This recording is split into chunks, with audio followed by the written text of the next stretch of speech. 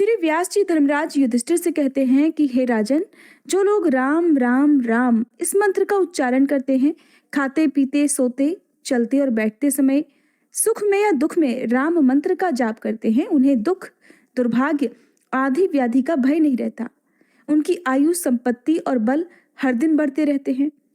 राम का नाम लेने से मनुष्य भयंकर पाप से भी मुक्त हो जाता है। वह नरक में नहीं पड़ता और अक्षय गति को प्राप्त होता है। इस प्रकार श्री राम जी ने तीर्थोद्धार का सब कार्य पूरा कर ब्राह्मणों की परिक्रमा करके उन्हें प्रणाम किया और गाय घोड़े भैंस और रथ आदि बहुत से दान देकर वे अपनी सेना सहित वापस लौट आए। क्रमशः पहले अयोध्या नगरी में आकर उन्होंने बहुत लंबे समय तक राज्य किया।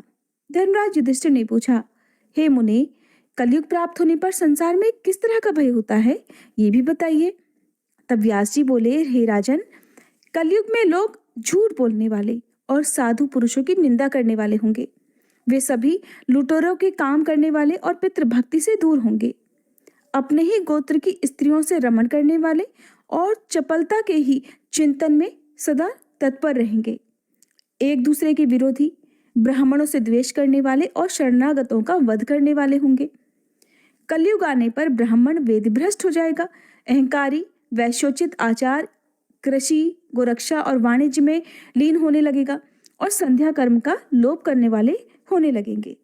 शांति कर्म में शूरता की डींग मारने वाले और भय प्राप्त होने पर अत्यंत दीन होंगे। श्राद्ध और तर्पण से लोग दूर रहेंगे। असुरों के समान आचरण वाले तथा विष्णु भक्ति से रहित होंगे। दूसरों के धन हड़पने की इच्छा वाले और सूदखोर होंगे। ब्राह्मण बिना नहाए भोजन कर लेंगे। क्षत्रिय युद्ध का नाम सुनकर दूर भागेंगे। कलयुग में सब लोग दुष्ट वृत्ति वाले और मलिन होंगे, मदिरा पिएंगे और जो यज्ञ के अधिकारी नहीं है ऐसे लोगों से भी यज्ञ करवाएंगे। स्त्रियां अपने पति से द्वेष करने वाली और पुत्र पिता से वैर रखने वाले होंगे। कलयुग के क्षुद्र मनुष्य भाई से शत्रुता रखेंगे, भाई ही भाई का दुश्मन होगा। ब्राह्मण धन इकट्ठा करने में संलग्न रहेंगे और गाय का दूध, दही और घी बेचा करेंगे। कलयुग में गौएं प्रायः दूध नहीं देती हैं, वृक्षों में कभी फल नहीं लगते हैं। लोग अपनी कन्याओं को बेचने वाले होंगे, विष और रस को बेचा करेंगे। कलयुग के ब्राह्मण वेद बेचने वाले होंगे। स्त्रियां 11 वर्ष की आयु में ही गर्भ धारण कर लेंगी। प्रायः लोग एकादशी के उपवास से रहित होंगे। तीर्थ सेवन में ब्राह्मणों की प्रवृत्ति नहीं होगी। ब्राह्मण अधिक खाने वाले और अधिक सोने वाले होंगे। सब लोग कुटिल वृत्ति से अपनी जीविका चलाने वाले और वेदों की निंदा में तत्पर रहेंगे। सन्यासियों की निंदा करेंगे और परस्पर एक दूसरे को छलने वाले होंगे। कलयुग में छुआछूत के दोष को नहीं मानेंगे। क्षत्रिय लोग राज्य से वंचित होंगे और म्लेच्छ राज्य करेंगे। प्रायः सभी विश्वासघाती, गुरुद्रोही, मित्रद्रोही और शिष्णोदर परायण होंगे। महाराज, कलयुग आने पर चारों वर्ण के लोग एक हो जाएंगे और ये मेरा वचन झूठा नहीं होगा। कलयुग आने पर सभी ब्राह्मण अपने स्थान से भ्रष्ट हो जाएंगे। वे बलवान पक्ष को ग्रहण करेंगे और पक्षपाती होंगे और वेद भ्रष्ट हो जाएंगे। प्राचीन काल में श्री ब्रह्मा, विष्णु और शिव आदि देवताओं ने धर्मारण्य तीर्थ को स्थापित किया था। सतयुग में इस तीर्थ का नाम धर्मारण्य, त्रेता में सत्य मंदिर, द्वापर में वेद भवन और कलयुग में मोहेरक हुआ। जो मनुष्य श्रद्धा पूर्वक सब पापों का नाश करने वाले धर्मारण्य महात्म्य को सुनता है, वह मन, वाणी और शरीर से होने वाले त्रिविध पातक का नाश कर देता है। एक बार इसके सुनने या फिर कीर्तन करने से सब पापों का नाश हो जाता है। स्त्री हो या पुरुष, जो भी भक्ति पूर्वक इसे सुनता है वह कभी भी नरक का दर्शन नहीं करता है। ऐसा कहकर श्री व्यास जी वहां से चले गए और धर्मराज युधिष्ठिर ने उन्हें प्रणाम किया। श्री सूत जी कहने लगे, हे तपोधनो, एक समय महातेजस्वी मार्कंडेय मुनि तीर्थ यात्रा का फल पाकर नर्मदा नदी के तट पर बैठे हुए थे। वहीं उनका दर्शन करने के लिए बहुत से ऋषि महर्षि आए हुए थे, जिनमें पुलत्स्य, वशिष्ठ, मरीचि, भरद्वाज, कश्यप, पराशर, कात्यायन मुनि, गौतम, शंख, लिखित, दक्ष, कात्यायन आदि थे।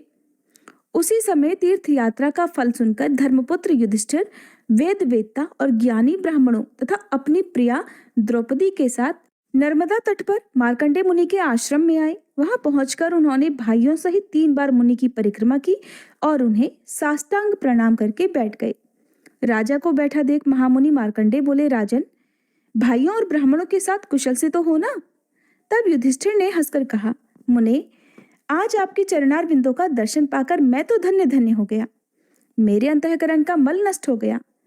तीनों लोकों में प्रवाहित होने वाली गंगा, यमुना और सरस्वती, गंगा द्वार, हिमालय, कुब्जार्ग, ब्रह्मयोनि, उग्र तीर्थ, कनखल, केदार, भैरव क्षेत्र, नैमिषारण्य, कुरुक्षेत्र, पुष्कर इत्यादि पवित्र तीर्थों को छोड़कर आप किस प्रयोजन से केवल महानदी नर्मदा का ही सेवन करते हैं?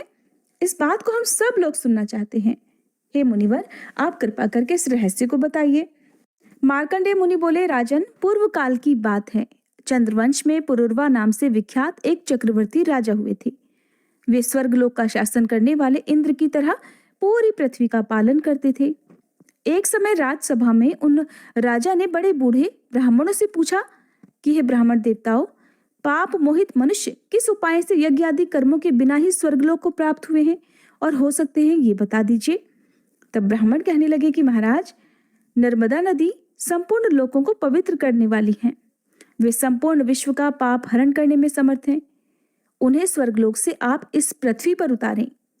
अपने मन को वश में रखने वाले उन ब्राह्मणों का ये वचन सुनकर राजा पुरुरवा ने कंद, मूल, फल, शाक और जल का आहार करके निर्मल अंतःकरण से महादेव जी की आराधना प्रारंभ कर दी। तब एक दिन महादेव जी ने प्रसन्न होकर कहा कि बेटा, वर मांगो, मैं तुम्हें तुम्हारी इच्छा के अनुसार वस्तु प्रदान करूंगा।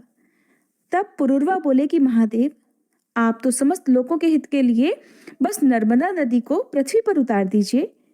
आज लाख योजन का विशाल जम्बूद्वीप निराधार हो रहा है। न तो देवता तृप्त होते हैं, न पितर, और न मनुष्यों की ही तृप्ति हो रही है।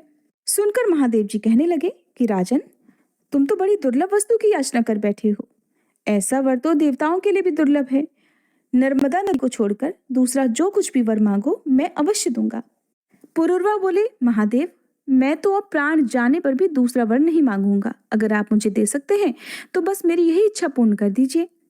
राजा का यह निश्चय जानकर तथा उग्र तपस्या द्वारा उनके किए हुए साधन को देखकर महादेव जी ने नर्मदा को आज्ञा दी कि हे सुरेश्वरी, तुम पृथ्वी पर उतरो और पुरुरवा की तपस्या के फल से मृत्युलोक के हित का साधन करो।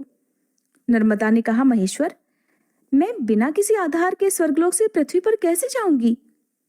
तब नर्मदा की बात सुनकर देवाधिदेव महादेव जी ने 8 पर्वतों को बुलाया और उन सब से पूछा कि तुम में से नर्मदा नदी को धारण करने में कौन समर्थ है? तब विंध्यागिरी पर्वत ने कहा, हे सुरेश्वर, आपकी कृपा से मेरा पुत्र नर्मदा को धारण करने में समर्थ है। उसका नाम पर्यंक है। जिसके बाद महादेव जी की आज्ञा मिलने पर पर्यंक ने कहा, हे महेश्वर, आपकी कृपा से मैं नर्मदा नदी को धारण करूंगा। फिर नर्मदा देवी पर्यंक गिरी के शिखर पर स्थित होकर उतरी। एक तो पूरी पृथ्वी पर पहले से अकाल था, अब नर्मदा नदी की अपार जलराशि जो बहुत तीव्रता के साथ पृथ्वी पर भ्रमण कर रही थी, उससे भयंकर प्रलय वहां पर मच गई। तब संपूर्ण देवताओं ने मेकल कन्या नर्मदा की स्तुति की और कहा, हे कल्याणी, तुम अपनी मर्यादा को धारण करो, किसी नियत सीमा में स्थित रहो और इस प्रकार विश्व के लिए हितकारिणी बनो, प्रलय मत मचाओ। देवताओं के इस प्रकार प्रार्थना करने पर महादेव जी की आज्ञा से नर्मदा देवी ने फिर से अपने रूप को संकुचित कर लिया। अब वे बिना कहीं कुछ भी नुकसान पहुंचाए आराम से बहने लगी। उस समय नर्मदा जी ने पुरुरवा से कहा, वत्स, तुम अपने हाथ से मेरे जल का स्पर्श करो। उनकी आज्ञा पाकर पुरुरवा ने उनके जल का स्पर्श और आचमन करके पितरों का तिल और नर्मदा जल से तर्पण किया। उस जल से तर्पण करने पर राजा के समस्त पितर उस परम पद को प्राप्त हो गए जो देवताओं के लिए भी दुर्लभ है। समस्त चराचर जगत सब ओर से पवित्र हो गया। वे देश, पर्वत, गांव और आश्रम भी पवित्र हैं जहां नर्मदा जी विद्यमान है। सरस्वती जी का जल 3 दिन में पवित्र करता है। यमुना जल 7 दिन में पवित्र बनाता है। गंगा जल स्नान करने पर तुरंत ही पवित्र करता है, परंतु नर्मदा नदी दर्शन मात्र से ही मनुष्यों को पवित्र कर देती है। नर्मदा के संगम में जहाँ कहीं भी स्नान, दान, जप, होम, वेद पाठ, पितृपूजन, देव आराधना, मंत्रोपदेश, संन्यास और देह त्याग आदि जो कुछ भी किया जाता है, उसके फल का कहीं कोई भी अंत नहीं है। वैशाख, माघ या फिर कार्तिक की पूर्णिमा को, विषुव योग में, संक्रांति के समय, व्यतिपात और वैधृति योग में, अमावस्या में, तिथि की हानि और वृद्धि के दिन, मनवादी, युगादि और कल्पादि तिथियों में, माता पिता के क्षययाह में, नर्मदा तटवर्ती ओंकार भृगु क्षेत्र और विशेषतः संगम में जो सहस्त्र, शत अथवा एक गोदान और संपूर्ण महादान करता है, तथा जो श्रेष्ठ मनुष्य नर्मदा में स्नान, दान, जप, होम और पूजन आदि करता है, वह अश्वमेध यज्ञ का फल प्राप्त करता है। हे युधिष्ठिर, मनुष्य नर्मदा में जहां जहां स्नान करता है, वहीं वहीं उसे अश्वमेध यज्ञ का फल प्राप्त हो जाता है। जो मनुष्य प्रातःकाल उठकर नर्मदा का कीर्तन करता है, उसका 7 जन्मों का किया हुआ पाप उसी क्षण नष्ट हो जाता है। और जहाँ संगम और बाणलिंग से युक्त नर्मदा नदी स्थित है, वहां स्नान करके मनुष्य अश्वमेध यज्ञ का फल पाता है और अंत में शिव धाम को जाता है। जय भोलेनाथ। आज की कथा समाप्त हुई। उम्मीद है ये वीडियो आपको पसंद आई होगी।